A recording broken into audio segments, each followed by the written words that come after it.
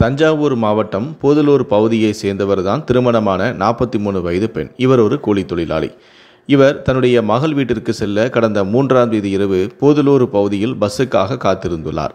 அப்போது அந்த வழியாக ராயத்தூரை சேர்ந்த பிரவீன் வயது 32, ராஜ் கபூர் வயது 25 ஆகிய இருவருமே தனித்தனியாக தன்னுடைய பைக்கில் வந்துள்ளனர்.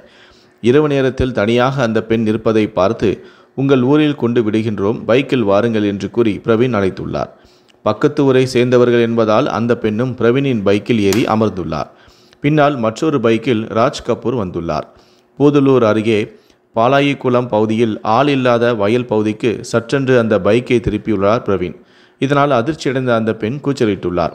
உடன் பிரவீனும் ராஜ் கபூரும் சேர்ந்து அந்த பெண்ணை தாக்கி இழுத்துச் சென்று கூட்டு பாலியல் பலாத்காரம் செய்திருக்கிறார்கள். இந்நிலையில்தான் வீட்டிற்கு வருவதாக கூறிய அம்மா இன்னும் வரவில்லையே என்று அந்த பெண்ணின் மகள் கவலையடைந்து உறவினரை விட்டு பார்த்து வர சொல்லியிருக்கிறார். அவர் தேடி வந்தபோது அந்த பெண் அழுது கொண்டே இருப்பதை பார்த்து அங்கு சென்றுள்ளார். அவரை பார்த்ததும் பிரவீன், ராஜ் கபூர் இருவருமே தப்பிச் சென்று விட்டனர்.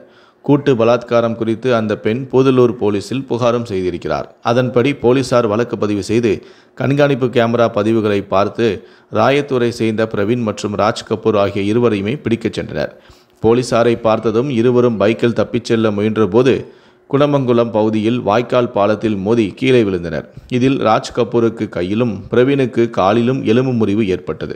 இதையடுத்து 2 பேரையுமே போலீசார் கைது செய்து தஞ்சாவூர் மருத்துவக் கல்லூரி மருத்துவமனையில் சேர்த்தனர்.